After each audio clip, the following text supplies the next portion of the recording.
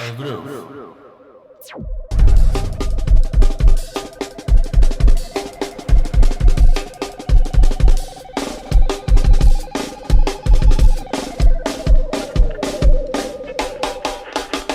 Hola, muy buenas groovers, ¿qué tal? ¿Cómo estamos?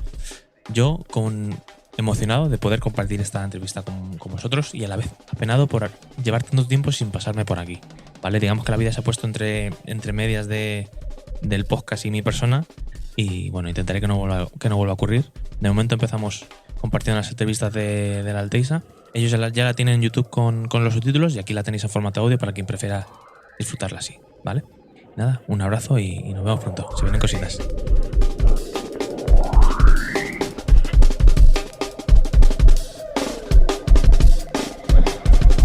Hello and welcome to another interview. We've got Mclean with us, one of my favourite drummers, and we are very lucky to have him here, play for us, and also have a chat with us. So, how are you? Thanks for having me, man. I'm good. ¿Qué tal? I'm good. A CSC. See, how was you got here yesterday? Yeah, yesterday morning we took a red eye, so I was up for 2 days straight, and then went out, stayed up late to kind of get on schedule, went out for dinner, walked around town, which is beautiful. Zamora is amazing.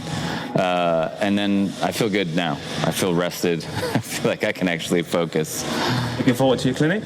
Yeah. Yourself? Yeah. Excited? I love teaching in that kind of a format where you can really just explain things very clearly and, you know, it's very straight ahead. So Not nervous? No, I don't really get nervous for these things. It's more fun, you know, just to interact with people. What do you get nervous for? Man, I don't know. Not a lot. I don't really get nervous a lot. It's a good question. Not very much. I don't have an answer, yeah. I try to keep it very tranquilo. I guess that's the right answer. Yeah, I mean, I've been playing since I was 9, so this is like, I'm probably more comfortable behind a drum set than doing anything else. So, and it's a lot of it is headset, you know, when the headspace you're in when you sit down at these things, there's so many great drummers playing. It's easy to get like, oh, well, I can't do what they're doing, or maybe I should play to a track, you know. And I let go of that a long time ago and just said, if people are into what I'm doing, they'll come and watch. And if they're not going to come, and that's fine. They're there to see whatever you're going to do. So that's why I don't really get nervous, because it's whatever I do normally. Has it always been like that? Or do you come to that conclusion at some point? Yeah, I mean, I started doing clinics when I was really young. I think the first one I did, I was like 18.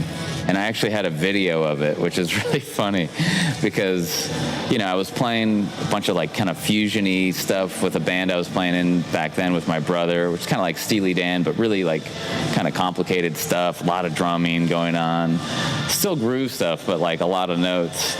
And then I soloed and did a bunch of stuff. It was at a Guitar Center, like a music store in the U.S. And there's a lot of people there. And after I kind of finished explaining some stuff, I said, "Are there any questions?"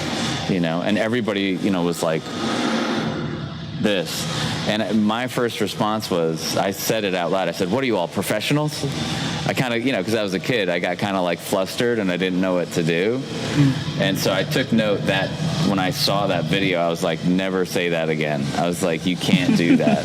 So after that, I just learned like, it's about you expressing what your perspective is on the instrument. And if people do have questions at the end on tuning or stickings or ideas, then they can ask them at the end. And if not, we're already done, you know, so it's easy because it's easy to do a solo and then stop and have 45 minutes left and go, now what, you know? So you have to have a lot of things you want to be able to talk about. But luckily, it's something I've done for so long, I could talk for 5 hours straight, you know, so an hour is quick. Right, yeah. It goes so I don't get nervous. An hour goes, usually like I did the UK drum show 6 months ago, and it's a big festival, and you have an hour. And I had all these topics ready to go, and I thought I had it timed out. I got to 2 of them out of like 5 or 6, and they were like, you have 5 minutes. And it was over, you know, so it goes by really quickly, so. So the topics that you will run through today, are the 3 left on the UK Drum Show? No, are they renewed? I usually just go out and play. Because if I go out and start teaching something immediately, I don't end up playing because you just get so deep into stuff. And then people ask a question and it makes a big left turn and it's easy to get off track very easily. And I tend to do that. Like I'll think of something and it'll lead to something else. And then you get on these tangents. So today I'm going to talk about groove first and foremost, like what is a groove, what makes a groove feel good, how to improve it, you know, and then how your hand technique kind of correlates with that. There's kind of two faders I look at. You have technique and you have like ideas and musicality, right? And a lot of people have technique, like up here these days. People have usually really good technique, but then they don't really have a lot of ideas. It's just all technique stuff, a lot of notes. Or they have amazing ideas, but they have no technique. So the ideal thing is to have both of those at a high level, and then you can really express yourself, you know. So I want to kind of show you have to have both sides of the coin, not just one. And it's not really about technique. It's just technique is like your vocabulary. Like if you only know a few words, you're not going to be able to have a very interesting conversation with somebody. But if you have a huge vocabulary, you can go anywhere, you know. So that's what I'm going to try to talk about, I think. But it could go anywhere. Who knows? I'm looking forward to it. It'll be fun. Talking about questions, I've got a question written out, like word by word. That's the only one I have. Yeah. And what is one aspect of your drumming that you feel that doesn't get talked about or you don't get asked about it enough? Oh, that's a good question. I don't think I've been asked that one. That I don't think it's been asked about enough. Probably like the dynamic range. Right. That to me is the most important thing basically on the drums, because you don't have key centers, you don't have chord changes you're playing, you have loud and soft and slow and fast and combinations of those things. Most people are just fast, loud 90% of the time. But when you take all of that away and allow there to be space, right, that's the most interesting stuff to me, where you can like kind of hear the space between ideas instead of just all of these notes that are just bombarding you. So probably maybe just dynamics, because a lot of people focus on hand technique or, you know, feel, like people tend to like the grooves or whatever that I play. But to me, which is all great, I mean, I love all of that stuff, obviously, but dynamics is a big thing, I think, that's overlooked, especially on this instrument. About something that you get asked probably too much? Oh, like I was saying earlier, just like people asking me, like, what weight is your bottom hi-hat cymbal? Like, what note is your front bass drum head? Like, what beater on your kick drum pedal are you? It's like, it's fun to talk about gear to a point, but once it gets down to that kind of thing, it's kind of irrelevant. And whatever works for me might not work for that person. I've done that a lot and said, okay, this is how I tune the top note. This is the bottom note. These are the heads I use. And then they do it and they say, oh, I don't like the way that sounds at all. So that's what I like to play on. Doesn't mean it's, you know, it's like food. Like I might like pepperoni pizza. You might hate pepperoni pizza, you know. Mm-hmm. It's great to me, but it doesn't mean it's the right thing for you. So all of that stuff, same thing with cymbals. I have a bunch of usually very thin cymbals because I have a lighter touch. You have to know how to play them. You know, if you just go wailing on them, they're not going to sound the same. So a lot of people say, what's the weight of that, you know, whatever, 20-inch, 30th anniversary ride you have? And I'll tell them, and they'll go find one, and then they'll play it. They're like, oh, it's too washy for me. And I'm like, well, that's the cymbal, and you play heavier than I do, so it's going to sound different, you know? So a lot of that stuff gets to be just too much. I've got the same rack as you're using today. It doesn't make me sound like you. I mean, that's the thing. You could put any drummer here on anyone else's kit. Even, I mean, basically every other kit I've heard sounds the opposite of my kit. Mine's like wide open, tuned high, kind of jazz, like funky kind of sound. Everything else in there is like doof, doof, doof, doof, like pretty dead. But I would still sound like me playing on those drums. I would probably play it in a different approach for what's appropriate for that sound. And probably vice versa. Maybe if Stan played on my kit, he would start to play some different stuff, which is... That'd be fun, though. Yeah, I like... And that's why I tend to switch my setups a lot, like every week at home, because of that. It inspires you to approach the instrument in a different way. A lot of people just set up a drum set for 10 years, and it doesn't change, you know? How much do you like to tinker? To tinker? Yeah. A lot. I mean, if you walked into my studio right now, there are drums everywhere, cymbals everywhere. Like there might be a WFL bass drum, like a 24 by 14 from the 30s, like huge, wide open sound. Then there might be a 20 with a pillow in it, or a 22. I mean, I'm constantly mixing and matching stuff because, like I was saying, it really does inspire you to play. If you play a little 16-inch bass drum that's wide open with a tiny piccolo snare cranked and one flat ride, that's a vibe, you know? And then if you put, you know, 10, 12, 13, 14, 16 with all the cymbals and dead bass drum and 2 snares, then you're going to start playing. I immediately think of like Manu Katché, like Peter Gabriel or something, like pop stuff. So it pushes you. And I think it's important for people to do that. Even if you only have like one drum set, take all the toms off, tune the snare drum differently, take the pillow and everything out of your bass drum, change the head, like try to get as much as you can out of what you have. You don't need to have a million drums, you know, it's just being, you know, inquisitive, just kind of being curious about what can I do with this? I think it's important. I think people get kind of just set with one sound and that's all they do. You know, and, you know, like think about a keyboard player these days. They have like whatever, a Nord or something. You can hit a button for 3 weeks and just have different sounds all day. Like I have this Arturia keyboard I've been using a lot.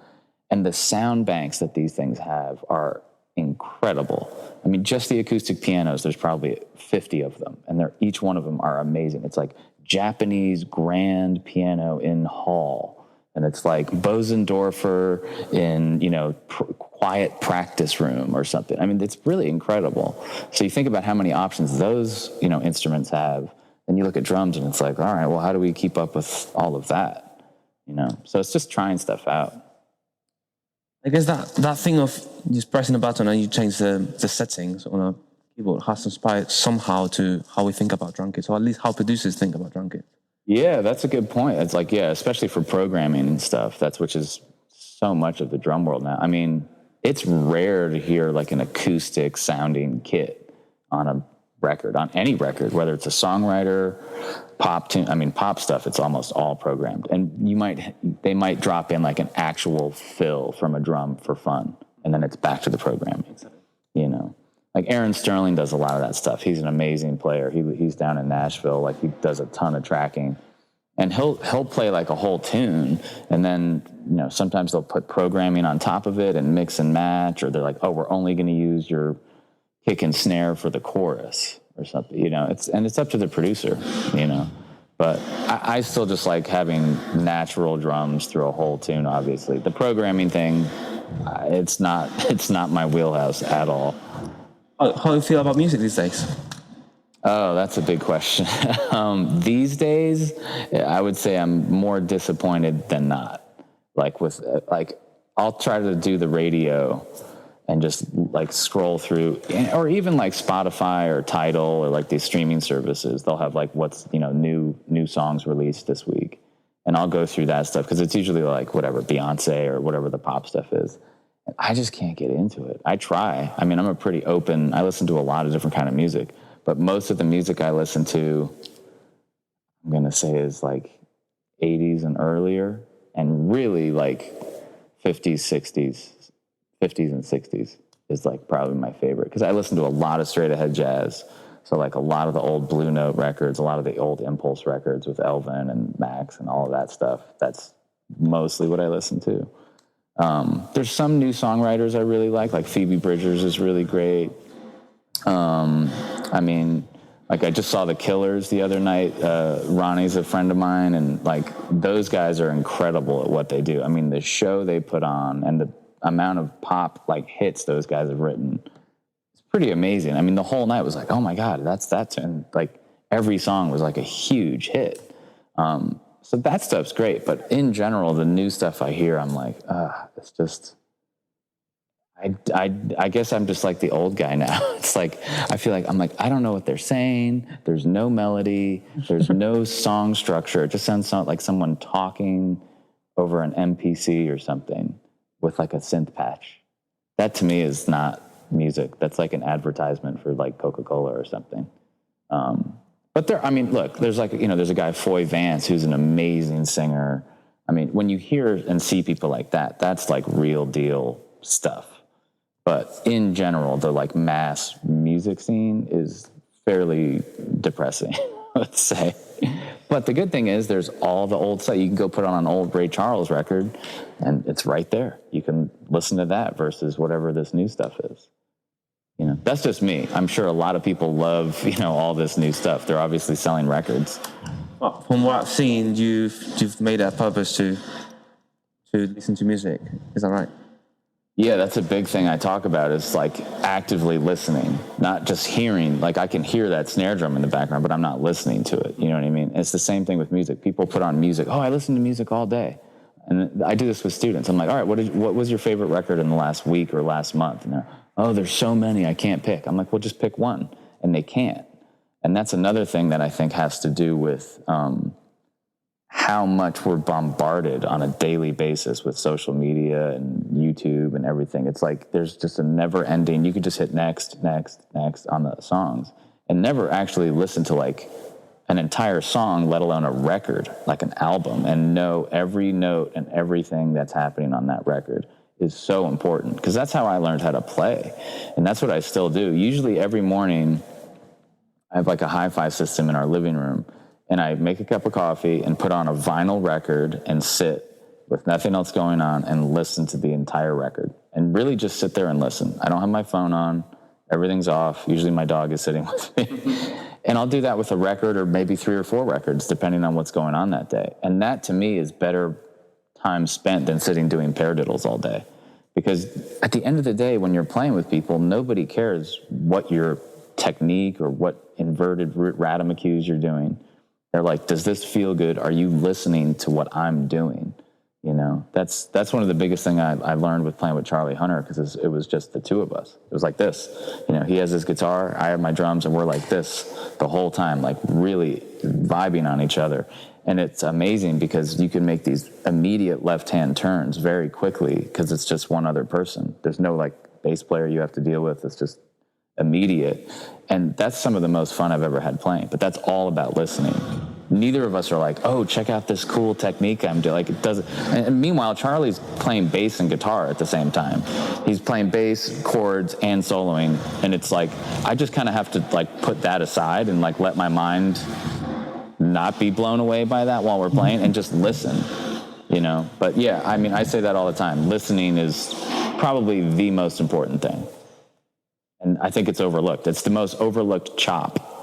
Right, because everyone wants chops, and oh, I can do this between my feet, and I can do this, and I can play 9/8 with my left foot, and do. But it's like, but you also want to get better at musicality, as you said. Yeah, I just want to play music with other people. You know, that's why it's fun to like when I go out and play. I'm not going out and playing licks. Like some people tend to ask me, like, oh, what was that lick? Like on a YouTube video at 3 minutes and 38 seconds, and I'll go watch. I'll go look at it and go. Yeah, I have no idea what I'm doing, because it's not a lick that I've like memorized. And I'm going to talk about that today, about having your technique to a point where you can speak very freely. So if I have an idea, I can get it out, but it's not a preconceived sticking, if that makes sense. You know, really any sticking is going to come down between right, left, or right, right, left, left. It's just a combination of those two things. So at the end of the day, we obviously know how to talk or how to speak a language.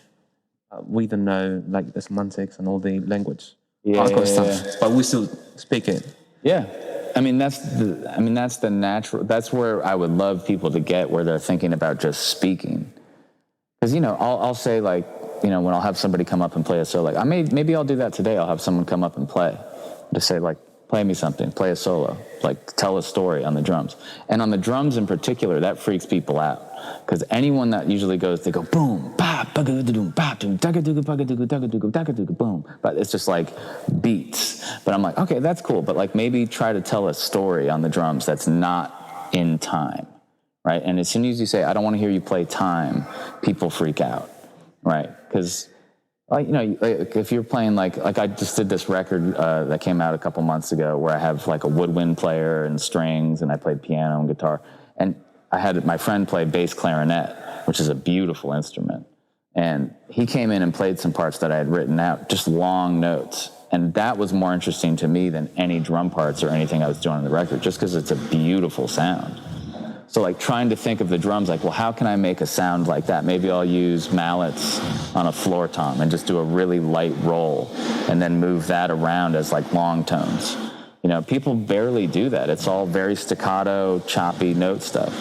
So I think it's just also perspective, you know, of how you want to approach particularly the drum set. Because it's very, you know, it's groove stuff, and it's all very pretty staccato.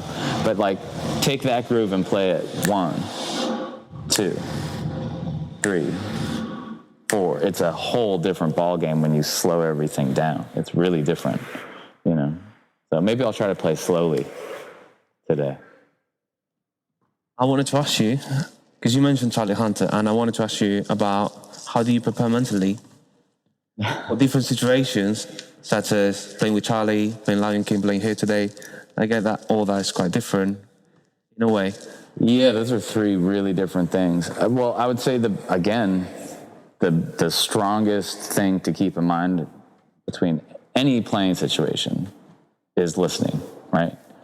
So we'll start with Charlie. So I've known Charlie for 24 years or something. I've known him a long time, but we only started playing maybe 7 years ago or something.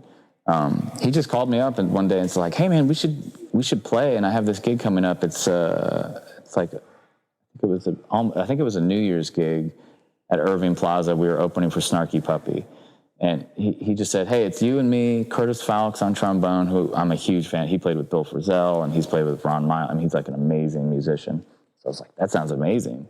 And I wasn't nervous until I said, just send me whatever tunes you want me to learn. You know, we'll learn them and we can get together if you want or not. We'll just hit. I'm fine just going up and playing. And he's like, oh, no, that's boring. He goes, you know, we'll just play. And I go, what do you mean? He's like, you just follow me. You have good ears. He's like, we'll just play. We don't need to rehearse anything. I was like, okay. So I showed up. I used Snarky's bass drum. I brought a snare, a 22-inch 30th anniversary and 15-inch 30th anniversary hat. So it was kick, snare, hat, ride. That was it. Dead kick drum, which I normally don't use. So that was kind of weird. And there's a video of it up on YouTube, and he's like looking at me the whole time, and I'm staring at him for breaks. I'm like, let me know if there's breaks or anything. And that whole, there were tunes of his, but we hadn't rehearsed any of it. I had never met Curtis until that day. So that's a situation where your ears are just on. If your ears aren't on and you're not paying attention and you're just like trying to play drum licks, he will not call you. He'll probably ask you to get off stage. So that's, again, super intense listening. And also not a big drum set. So it's not like I'm playing licks. It's just groove. Yeah. Lion King is very different because there's a conductor leading you. So you have to have one eye on the conductor. You have to have an ear on a click track if there is a click. There's only like 6 tunes with a click. And then there's an entire orchestra that you're leading. So you're also, depending on who's conducting, sometimes the conductors don't have the most consistent time. And so you have to thread the needle of like keeping really good time for the orchestra, because they're really just listening to you. They're not watching the conductor.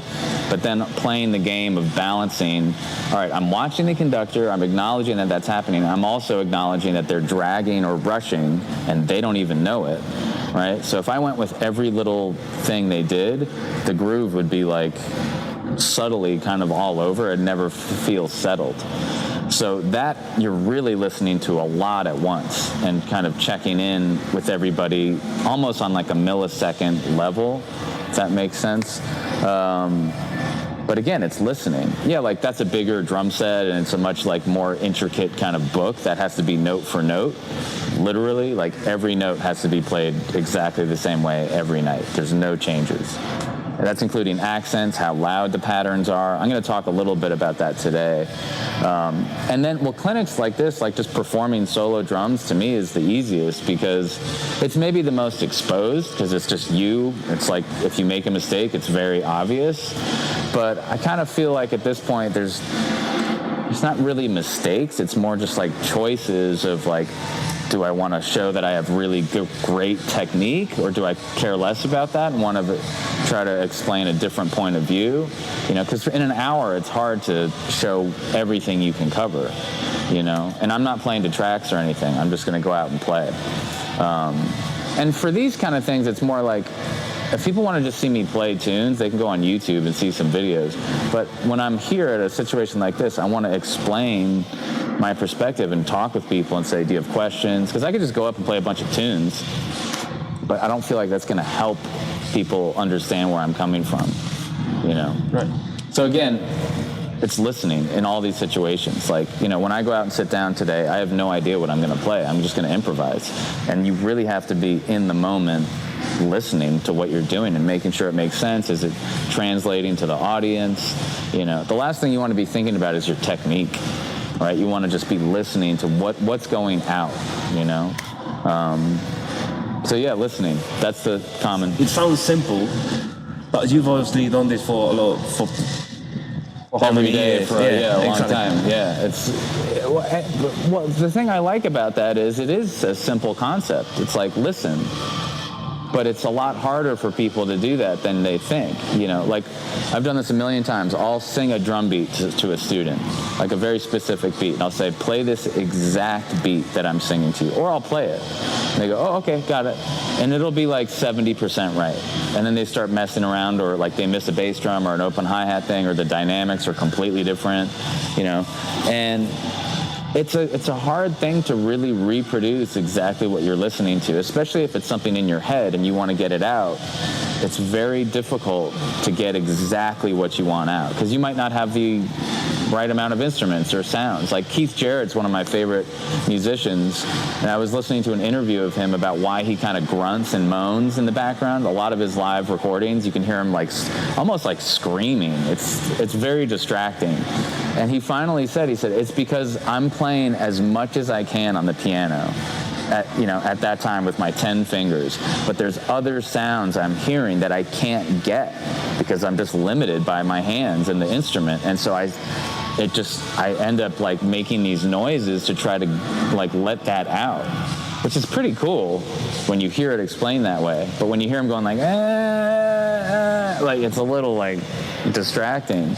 But, you know, you can't argue with, I mean, his musicality is like from another planet, you know. So yeah, it all comes down to listening and really expressing yourself.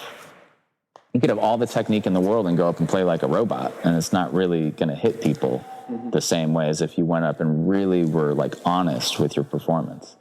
You know, and that's probably the only thing to get nervous about is like, you know, it's about like going out and really like being kind of naked, you know, that you can't really hide behind anything. I could go up and just play a bunch of pre-rehearsed things, but I don't feel like that's as fun. It's not as fun for me, especially.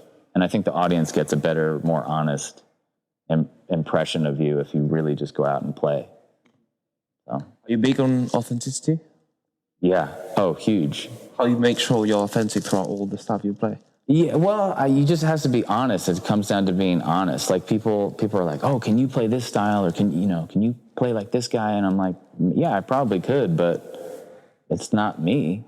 And so, like, I don't try to play a bunch of ripping drum and bass stuff, or like I don't try to play metal stuff. Like just because it's not my wheelhouse, and there's so many other drummers I'd just rather listen. You know, like Mario from Gojira is like, I saw those guys play last year. And I was watching him from the side of the stage. You know that band at all? I mean, that drummer, I had a whole new respect for that genre after I saw him live. It was incredible. I couldn't do one song like that. I mean, the stuff his feet were performing and his hands, all these polyrhythms but it worked with the music perfectly, and it drove that band.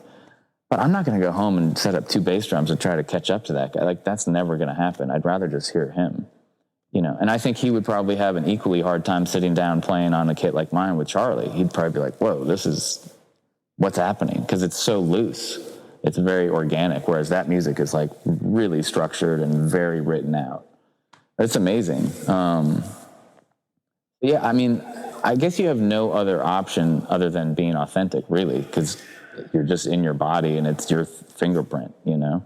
So whatever you play is going to be you, but you don't want to be, I see this a lot at clinics. People freak out and they start trying to play like some of the other people in the clinic. And it's like, you know, if David Garibaldi was on a clinic or something, I'm not going to go out and try to play all these like, Tower of Power grooves. It's like, that's his thing, or if like Tane Watts is on one of these, I'm not going to go out and try to swing. It's like, that's what he does. And he's amazing at it. I'm going to just do what I hear in my head. And if people like it, cool. And if they don't, there's 10 other people they can listen to throughout the day, How do you choose what to listen out to or not to? Music? Or drumming in general? How do you pick what inspires you or what doesn't? Oh, man, that changes every day. I mean, usually just by just the mood you're in when you wake up. Some mornings I'm going to put on James Brown all day because I'm just like, that's what I hear. Some days I just want to hear classical music. Some days I just want to hear solo piano music, or maybe I'll put on Mastodon and Gojira and get like super heavy. That's kind of just like, to me, it's like, what do you want to eat? That's like the classic, like, what do you want to get for dinner? I don't know. What do you want to get to? It's like, it's whatever you feel like. Some nights you just want to make a really healthy salad. Some nights you want to make a steak. Some nights you just want to have a bunch of cheese and pizza. And I kind of see music as the same thing. They're just different flavors. And I kind of let the day dictate that, And I definitely go through phases where I'll go super jazz for like a month or a few weeks and get like into Jack DeJohnette for like 2 weeks straight. Or I'll just let that go and listen to a bunch of pop stuff. There's nothing wrong with listening to just like simple pop. I mean, it feels good. People obviously love that stuff.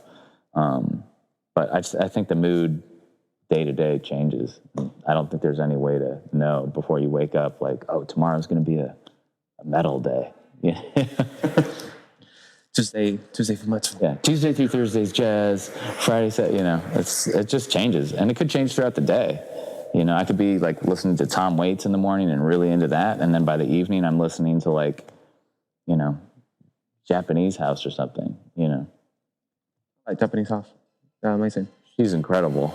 I mean, and I think she produces all of that stuff. And the sound, I was listening to that actually on the flight over when I was like trying to zone out. The sound is amazing. Very flying music. Yeah, and the drumming. Freddie Shee? Yeah. He toured with her for a while, and I mean, Freddie's amazing. Shout out Freddie. Cheers. He's not very known here. But man, I've told a lot of people. He's incredible. He's a really sweet guy, too. But he was playing all those program parts on kit and pads and stuff, and I did a cover of one of her tunes that people really liked, because people were like, you should do like a pop cover or something. And I'm like, all right.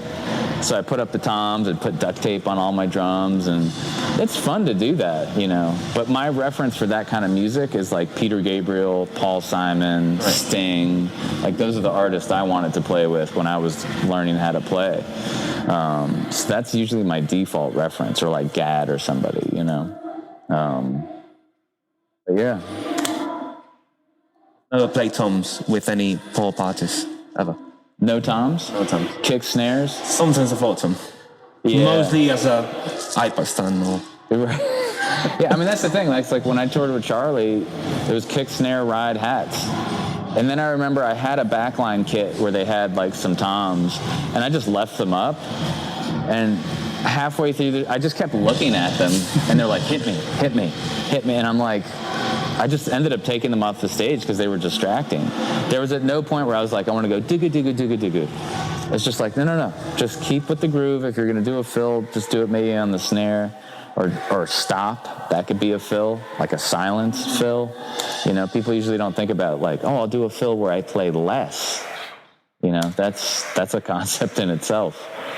But yeah, I mean, that's the thing. Like, I could go out and play kick, snare, ride here and be equally as happy. It almost makes you focus more because you have less options. So you really have to get whatever you're going to get out of the snare. So I remember I used to do a blues jam session. One of the drummers that was like a frequent goer to that one. It was like, why don't you bring toms? I need them. I need to do my fills. I can do my fills. Yeah. People want to hear that, like, like, or you could just go ga ga ga ga ga ga ga ga ga ga ga, or do it on the ride, Yeah, I mean, especially with blues stuff. I mean, that's just like the classic, like snare 13, 16, 22. Let's shuffle or whatever, But blues is also like that could be a lot of different feels. There's a lot of different kinds. So when people say, oh, I did a blues jam, it's like sometimes it's like just a rock jam. You know, it's not like, it's not a shuffly thing all night. It's like, do that, and they're just playing blues over it, you know? But yeah, I mean, I think also that's just like a thing people at home should try is like, if you have a bunch of drums or not, break it down for a month where it's kick, snare, hi-hat, no ride, no other cymbals, and just, because that's really what you're playing 95% of the time. And if that stuff doesn't sound good and you can't have a wide base of grooves just on that, you should definitely take some steps back and look at that, you know, because it's, you know, you get these huge drums and all you can just hit everything and it seems like you're doing stuff, but there's really no focus or concept. It's just, you have a huge drum set and you're just hitting things. And I went through that when I was into Rush and all of that. I had the rototoms and the cowbells and double bass drum pedal that I used for like a day, and I put that away. I said, this is not for me. You see yourself going back to that? Never. No, I probably end up playing less bass drum the older I get. It's just more like intentional one-hit things. I mean, sometimes I'll get into some doubles, but nothing like crazy. Like Stan's foot is insane. Have you seen his? Yeah, I've seen. I mean, his hands are insane too, but it's just like, oh my God. Certain people just have that stuff down. It's really impressive. I just don't hear things on that level. Exactly. It just freaks me out when I hear that much sound. I'm like, whoa. I'm very interested by it, but at the end of the day, it's like, well, what I do, I don't hear 4 kicks in a row at that speed in my playing. And I couldn't do it even if they asked me to. I'd be like, yeah, call Stan. I'm not your guy. You know, that's another important thing is like, know what your wheelhouse is. You know, if somebody calls me for a Latin big band gig, I'm going to be like, not your guy. Call my sub at Lion King. He'll crush that stuff, you know. But if somebody calls me for a pop gig or just a groove gig, or even I'll go do straight ahead gigs. You know, I have no problem doing that. But, you know what you can actually do. Don't show up and just completely dive bomb. You know, but another example is like Lion King. I had never seen a Broadway show in my life, let alone played one. And I ended up playing the biggest Broadway show in history. You know, so that was a complete, not an accident, but it was not on my radar at all. But technically I could play all the parts. I went and watched the show and I was like, okay, I can play all of this. Now it's just memorizing the show in my head. So I know every little cue, every crash, every bass drum roll, every shaker part. What mallet do I flip around to play this while I'm playing this with this triangle thing?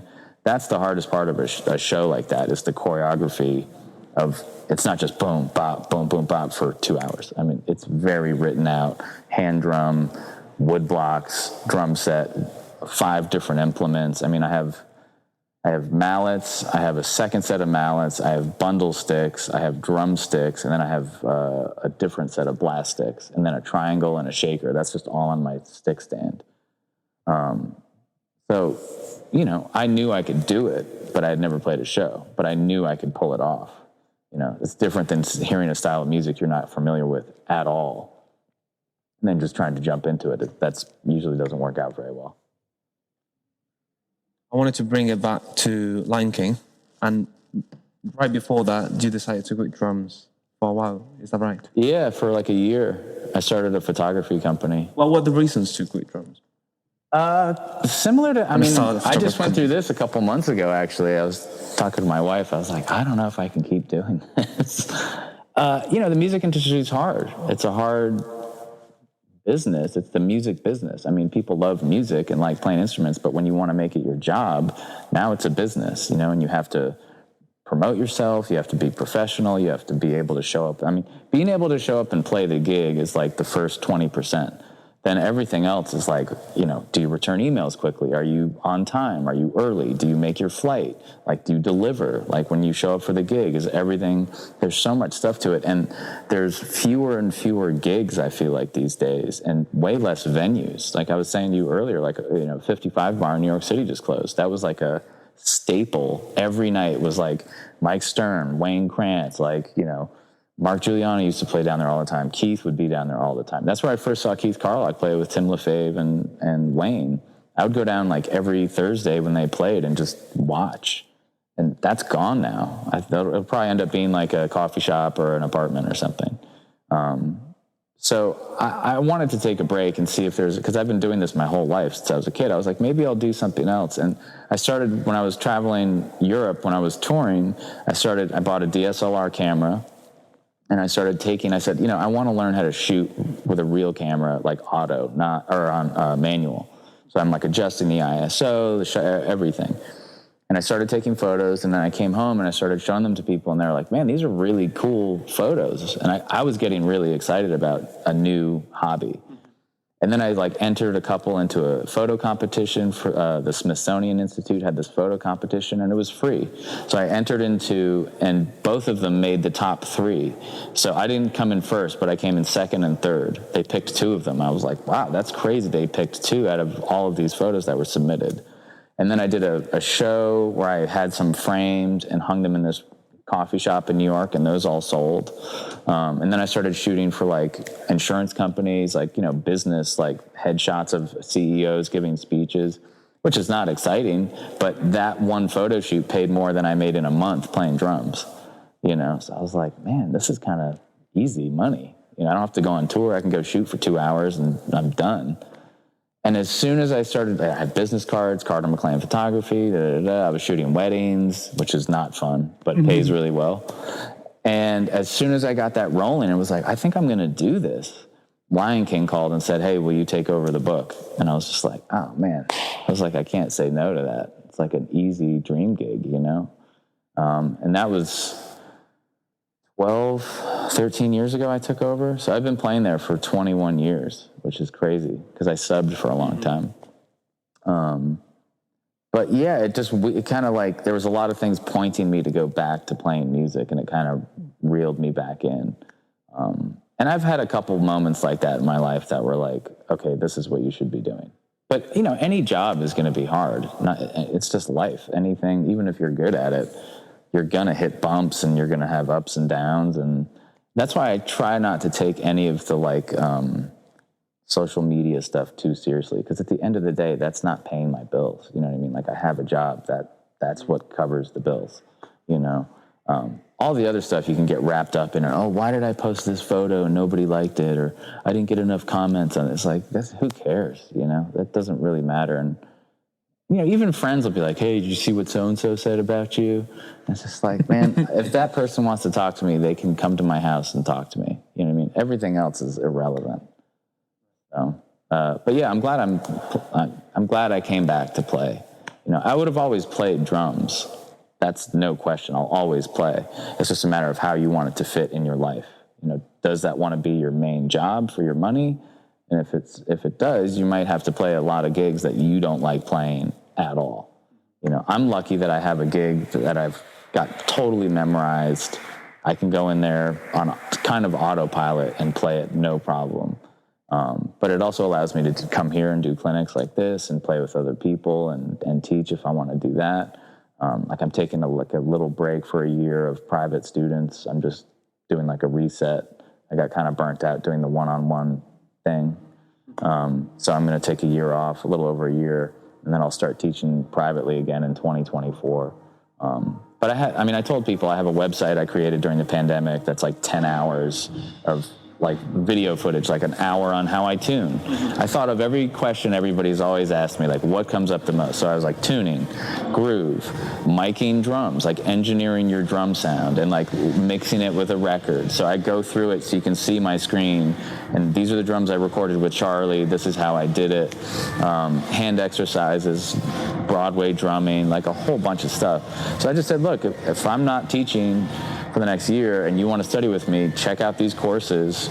It's the price of 2-hour lessons with me, and you get 10 hours. So I think it's a really good deal, and it's something you can watch forever. It's not like a membership. It's you pay for it, that's your stuff forever. So just having, other options for people, I think, is important. And knowing how to use video cameras, knowing how to engineer your drums and make them sound good, and do lighting, and now everybody has to be all of those things. You have to be a drummer, an engineer, a videographer, a photographer, an Instagram blog. You have to have a blog. I mean, there's just like so much stuff you have to do now. And there's nobody teaching you really how to do it. You just got to go on YouTube or study with someone that knows what they're doing, or get with a friend and say, how do you get your camera to look like this? It's a never-ending thing. So it's a lot. Fun challenge, though. Yeah, it's a big challenge, yeah. So, I wanted to ask you, how have you felt coming back to Europe? Because that's when the love for photography started for you. Have you been taking some photos around somewhere? Yeah, I mean, it's almost like subconscious. Like I was looking out of our hotel. I posted one yesterday on Instagram it's just on the stories. And the funny thing about my Instagram account, when I first started it, I was really in the photography thing. So it was all like landscape photography, still black and white photography. There was no drumming at all. And you couldn't even do video then. It was just photos. And then I posted some drum photos, and people really liked those. And then it just started that you could do like a 15-second clip. And this is right when I moved out to our house so I could set up drums. And I remember just posting a groove or something, and that people were like, oh my God, this is amazing. It was like 100 times more impact than like a still photograph. I was like, oh, people like the drum thing, okay. So I started posting more drum stuff, and then my account went from like 300 followers to like, I don't know, like 8,000 like in a week or something. I was like, oh, okay, so it's drums. People just want to see drums. Okay, got it. And it's still true today. I joke around. I'll post a picture of my dog, and people are like, boo, don't want to see your dog. And I'm like, it almost makes me want to just post pictures of my dog. Right. It's like, how many snare drum photos do you need? It's like, but that's what people want to see. But yeah, I'm constantly, and it's always on my phone, unfortunately, because I don't want to walk around with a camera. Even like the Fuji 100F that I have, it's pretty small, but when you're out all day and you don't know where you're going to end up and you're just around, I don't love having a camera. But if I have like, we're going to San Sebastian tomorrow. Nice. I kind of wish I had a camera, just because I'm not going to be teaching, I'm not going to be dealing with drums or anything, just to walk around and get some really good shots, But the phone is kind of amazing. I hate to say it, but like these phones have pretty amazing cameras, and you can edit stuff. I use this app called Snapseed that I think a lot of people use, and that's all I do. It takes 2 seconds. You can adjust it. You can do the contrast. You can, do whatever you need, and it looks good. So I just feel like it's another creative thing like music. It's like, do you have an eye or an ear for it? And if you have an eye for it, it's hard to ignore, like, oh, that's a great photo, to not just snap it and edit it later, So I'm just trying to be creative, I guess.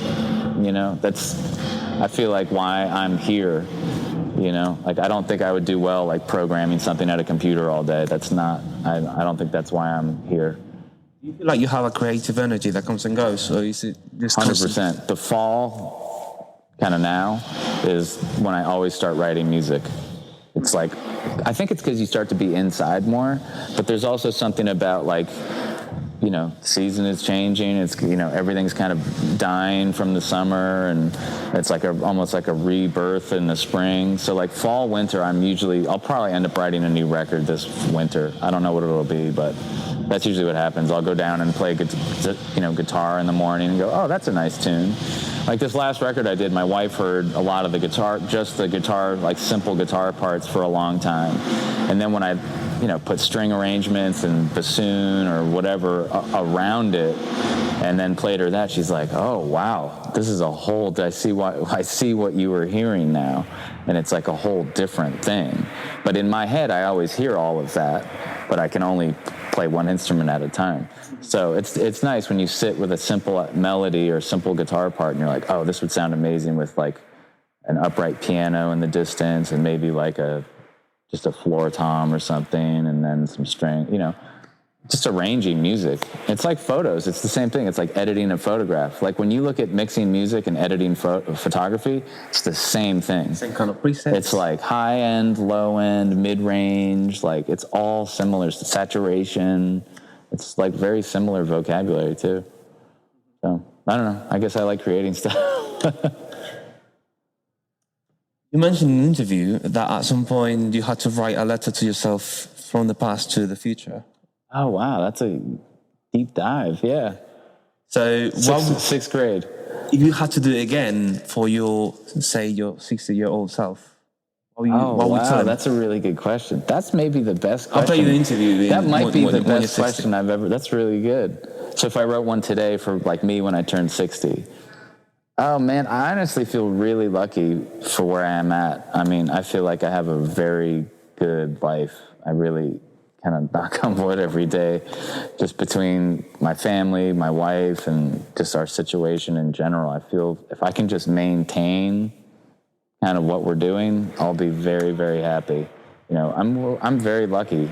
You know, not everybody gets to fly to Spain and just have a drum set waiting for them and play a solo for an hour. I mean, that's a pretty rare thing, and I don't take that for granted at all. You know, I always get excited for this kind of stuff. I don't know. I think it would just be to grow a little from what I'm doing, maybe play with a different artist or something in the future, but you can't. Just talking about this with Ronnie and this other drummer, you know, Brooks Wackerman. He's an incredible drummer. His brother's also Chad Wackerman, who played with Zappa. I mean, their whole family is like insane. The three of us were all sitting around talking about just like, all right, so you're playing with the Killers for the last 25 years and playing MSG every night with Bruce. You know, Bruce Springsteen sat in with them last night. Like, where do you want to go? And he's just like, man, he's like, I don't know. Like, you just can't, you never know who you're going to run into or what path is going to just go boop. I never thought I'd be playing a Broadway show, let alone Lion King, ever when I was growing up. It was like Sting, Peter Gabriel, Paul Simon. Mm-hmm. Those were my three. And now I know who's playing. A friend of mine's playing with Sting, Zach, who's amazing. I got very close to playing with Peter Gabriel. I did a record with his daughter, Melanie, when I first moved to New York. That's right. And I got to meet Peter, and he was like, I really liked your drumming on her record. And I was just like, oh my God. And I got to meet Manu, who's like one of my favorite drummers. And so I've come very close. And another really good buddy of mine, Jim Oblon, played drums after Gad left with Paul Simon for 10 years. And Jim's like one of the nastiest guitar players. We did a gig in Nashville, just the trio, guitar, bass, and drums. Another thing, we had never met, we had never played. I listened to some of his tunes, and we went in and just played, and it was amazing. It was really fun. I think just being open and like prepared, you know. If Jim Oblon was like, hey, let's do a tour for a month, great. I'd be so excited to do that. Or I know Charlie and I are going to try to get together this fall or winter and do a little tour on the East Coast. I might do a clinic tour on the West Coast this winter, just to get out and mix it up. But, you know, just being open and just not saying, oh, I don't do that, you know. Mm-hmm. You never know, you know. You told yourself, come on, man, you're still doing The Lion King? Yeah, I was going through that really heavy about 4 or 5 months ago. I was going to quit. Oh, yeah. I've reached a point where I was just like, I've played over 6,000 shows of the exact same thing. It never changed. I mean, they've arranged things once every 15 years. They'll change one little thing, but it's basically the same exact thing every night. Same room, you know, same everything. So it'll drive you a little crazy. But I came around and said, and that was the first time in 21 years I was like, I don't know if I can keep doing this. But I came around, I was just like, this is a great situation. I just need to maybe think about pushing myself to go outside of this, because you can take off and do other things. So it's just a comfortable gig. It's just easy to get lulled into like, oh, this is easy. It pays well. I have a pension. I get health care. Like, it's a really good situation. And then you look at what, you know, some tours pay, and you're like, I would lose money. I'd be traveling every day. I'd be away from my wife and my dog and my house. Like, and just stay home, you know. But for certain people, I would definitely want to go out and explore more. But it is a good gig. But yeah, I got burnt pretty hard for a while, but I think I've come full circle, let's say. Not the circle of life, but full circle. And I'm cool for now, you know. Yeah.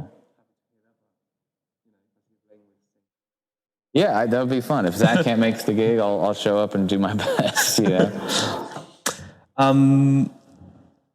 What do you value now that you perhaps didn't value, say, 5 years ago? Is there anything? that has changed? Yeah, I think I value just like quiet time. I know that sounds like an old man answer or something, but like... If it happens. I really do just value like going for a walk with my wife and or my dog and just like not having an agenda, you know? Like I'm really looking forward to the rest of this trip as well because it's like, you know, we have no agenda in San Sebastian other than a few reservations at a restaurant.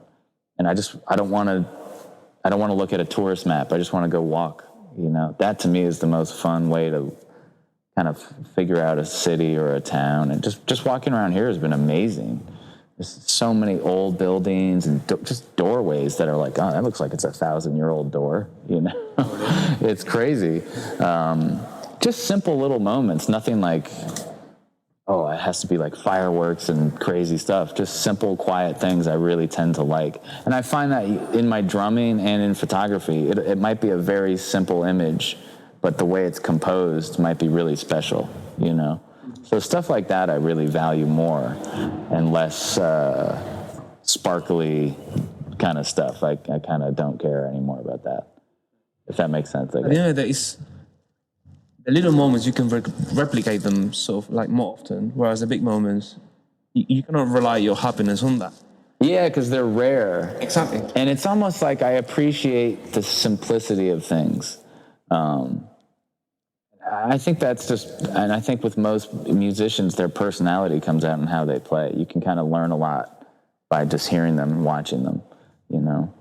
Like I feel like, obviously I never got to meet Miles Davis, but like I feel like I kind of knew who that guy was from all the different kind of music he played. And same thing, like when I got to know, I was a fan of Charlie Hunter's before I ever met him.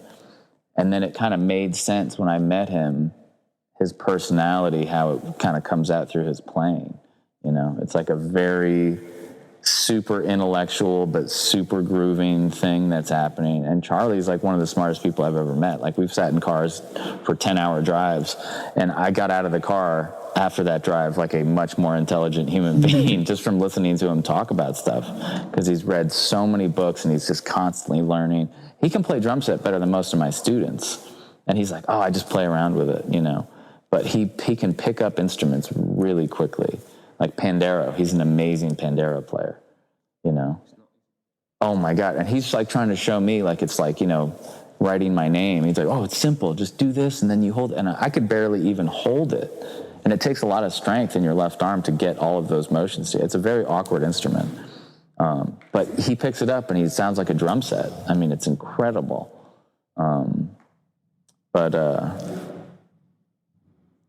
Yeah, I don't know. I feel like I keep talking in circles. Circle life. We are reaching the end of the interview, and I wanted to bring something that is more active for the audience, so they not just listen, but they get to have something to do after we talk. So, okay. I asked you before, do you have a challenge for the audience? So. Yeah, sometimes I have them do, like, I'm going to explain some of these hand exercises just to get your hands, like, fluid. Maybe I'll have them either clap backbeats and see if they can hold it, or clap the accents that I'm going to sing out loud, like accents in 5, 7. That gets to be tricky in an audience, though, because, like, if some people can do it and some people can't, it just sounds like people are just clapping, you know? I'll have to think of, now I'm going to have to ask them to do something. Right. So I got to think of what that'll be. But it'll be something having to do with accents within a pattern, and see if everybody, even if it's just 5, you know, 1, 2, 3, 4, 5, 5, that. But if I just go out and go, people just think it's 4, right? But 1, 2, 3, 4, 5, 1, 2, 3, 4, 5, 1, 2, 3, 4, 5, 1, 2, 3. And that's what's interesting. Like sometimes I'll go out and play D, D, D, D, D. And usually default they think 1, 2, 3, 4, or 1 and 2. But this could be triplets. If you just have a pulse, you have no idea what it's relating to. It could be accents of 7. 1, 2, 3, 4, 5, 6, 7. 1, 2, 3, 4, you know. So again, it's like you have to have two things. Like if you have a guy in a white jumpsuit in front of a white wall, you're not gonna see him. You know. But if you have a white jumpsuit against a green wall, it sticks out like crazy. So that's a lot of stuff that I think about when I'm playing drums too. Like especially with rhythms, like how they interact. Because if you just have one pulse, you have no idea what it's relating to, you know? So maybe I'll do something like that for the audience. I got to pick something that's kind of easy, though, so they can all do it. I'm doing a show in midday, and I want to, I'm not sure about it, but I want to play a click track, then mute it. Oh. And then a minute after. That's very brave of you. I know. I'm terrible at that stuff. I did that with Mike Johnston at his camp. There was like a electronic kit that had like a pulse going, and if you were off by like a 64th it note, tells you. Yeah, no, it just won't trigger the sound. Right. So he's like, play just boom, bop, boom, boom, bop, boom, and it was like boop, doop, dop. And I was like, I have horrible time. Like I can't play like a robot, which I was kind of like, thank God, you know. Right. You know, I mean, there's a point where, like, yeah, you should have a good pocket and feel good playing with other people and it's not moving around. But that's a really hard thing to play perfect, you know. When I track for someone, if there's a click, I'll look where my kicks and snares are. And if those are right on, great. The other stuff to me is why we're humans. It's like, that's the feel part of it. You know, I don't think perfect time really feels great a lot of the time. There's got to be a little sauce, you know what I mean? So, but if you can do the click thing, that's more power to you, man. That's hard. I know I won't be able to. I've just got my phone with the click track, so. Oh, okay. Yeah, it's tough. I mean, look, it's a never-ending, it never ends. I'm sure my last day of my life, I'll probably be like still trying to figure something out, you know? But that's the beauty of the whole thing. It's just like, there's no end. Like, you know, when I talk to some of my favorite drummers that are, you know, like whoever, Vinny or Jim Keltner or Erskine or any of these guys that have played forever, they're always like, oh yeah, the show I played was garbage. I didn't play well at all. Like I want to do this better next. And I'm like, that was the most incredible show I've ever seen in my life. And they're going to find little things. So if you know that they're going through that, then it's like, you know, if you flub a rim shot, it's okay. You know, everything will be okay. Unless you play an electric kick. Yeah. And it doesn't trigger. And then you don't trigger because you're off by a 64th note or something. So, yeah. I'm very lucky and grateful to have you here. Oh, man, thank you so much, man. This is cool. Those are great questions. And thank you to the people over there. And it feels weird. I usually do this over Skype, so sorry. I'm way more nervous for this than for any gig I've ever played. Really? Yeah. Oh, we're just talking, man. You did great. Thank you. Great. It was fun.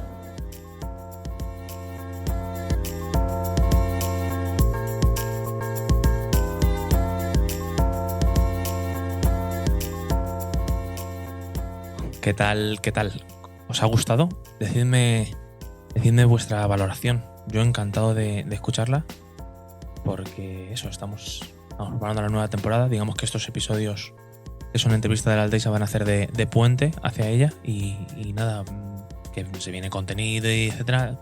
Pediros perdón, como ya lo he hecho y lo seguiré haciendo por haber estado tanto tiempo, digamos, desaparecido del panorama.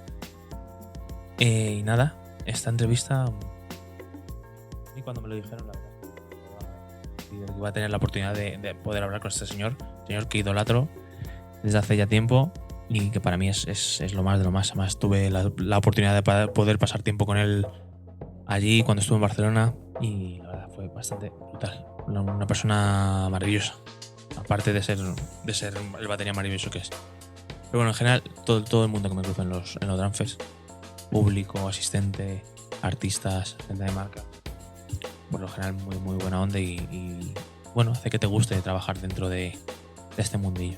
Que no es fácil el trabajo en sí, pero bueno, que la gente te lo ponga, que el estar con este tipo de personas te lo ponga fácil. Y nada, me callo, que he hablado demasiado. Nos vemos en el próximo. El vídeo está en Alteisa si lo queréis ver y muchas gracias por estar aquí. Un abrazo.